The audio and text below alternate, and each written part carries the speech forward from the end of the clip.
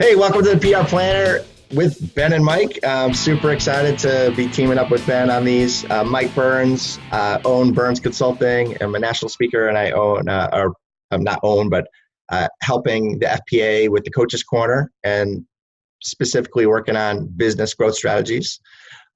Ben is... Yeah, I'm Ben Lewis. I'm the Director of Public Relations at FPA, the Financial Planning Association. It's great to always be joining you, Mike, for our PR Planner series. Thank you very much. So today, we wanted to talk about this idea of determining your media targets. In the last video, if you watched it, and I hope you did, you may have heard us talk a little bit about determining your passions, about how your passions really should be like one of the key catalysts behind your public relations efforts, who you're going to reach out to, those topics that really, again, get you up in the morning. And so now it's kind of time to actually sit down and kind of think through who are those journalists, those folks in the media that actually cover what you're passionate about.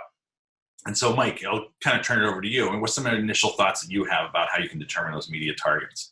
Yeah, I don't know we're going to give a lot of advice, but I'll actually start with client research. I'm a huge fan of client research for a lot of different reasons. You should know if your clients are happy or not and ways to improve your business.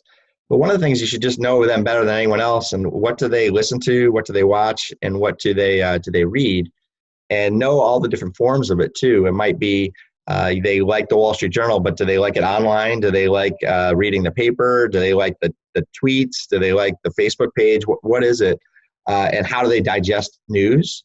I think the smarter you are about your clients, the more likely you are to understand your target market even more. And then you'll start to figure out what type of news they digest. That's not to say that, they might not be in Financial Advisor Magazine, or they might not be reading Financial Advisor Magazine, Investment News, Financial Planning, and all the others. It still could be some valuable places to be, but you should really know that retail press or whatever it might be that they're digesting, because that's a wonderful spot to start to identify the journalists. We can talk about that more, but I'll turn it over to you. That's just one nugget for me. But yeah, and one of the things that I always stress is that you want to be a consumer of the media.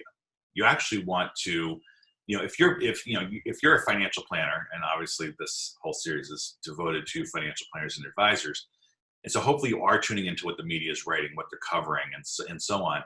But actually be a consumer of what they write, what they produce, what they publish, what they're posting in their podcasts and their videos and so on, and actually sit down and try to pay attention to who's writing this content, who's publishing this content. And then what I would start to do is kind of figure out how you can position yourself with those journalists, with those editors and publishers who are actually covering that subject matter that you're most passionate about. And you're going to see, in a lot of online articles, you're going to see a footer that kind of explains who that writer is. And they may even have an email address associated with that at the bottom of in the footer. Take advantage of that. If you see a topic if you see an issue that this person is writing about, and you have some firsthand knowledge, maybe a different perspective, a different viewpoint, whatever, or you're passionate about that, send them an email, compliment that journalist about the work that they just did. Maybe provide another viewpoint, maybe another area to the subject that perhaps that reporter didn't actually cover, and offer that up as a potential story idea. But take advantage of the fact that these people are actually writing about that content, because if they're writing about it, chances are they're going to write about it again. So right. And I think it's really cool to, one, identify them. And if it's online, a lot of times you can click on their name, which goes to their bio page and maybe has all the articles that they've done. So it can make it really easy. You can know the last 10 things that they've done. Or in this digital world, if you don't get that contact information to reach out to them, you can go to LinkedIn. So we talked about that. The real cool thing about LinkedIn is any journalist that is business related is probably on LinkedIn. I would think off the top of my head, 98% of them, if not all of them. And so what a wonderful tool to go look up any media outlet's name and just see who all the people are that contribute to that company or firm. And you can find out tons of information, and actually you can get introduced too. A lot of times you can find out who those second connections are, and then who's your mutual connection that could introduce you. And sometimes it's a PR firm, but other times it's just somebody that is in the press with them, et cetera. But going back to LinkedIn is how wonderful it is to go and search that author's name and find out everything about them too. You can find out where they went to school, all their interests, and a lot of different cool information. So you can have a really good first initial introduction. It's not just their name, where they write, and their title, but you're getting a lot more information with their LinkedIn profile too. Yeah, LinkedIn is really a PR goldmine for people if you use it the right way. I actually use it as a pseudo media database. I've got access to things like Cision and all of that, which is for most advisors and most planners. It's going to be outside of what they actually need. But overkill, yeah. But a system like LinkedIn is great. If you do an interview with a reporter, one of your very first actions, as soon as that interview is over, send a connection request on LinkedIn. Get them plugged into your network, and then I use it. So let's say I'm going to be traveling to Los Angeles.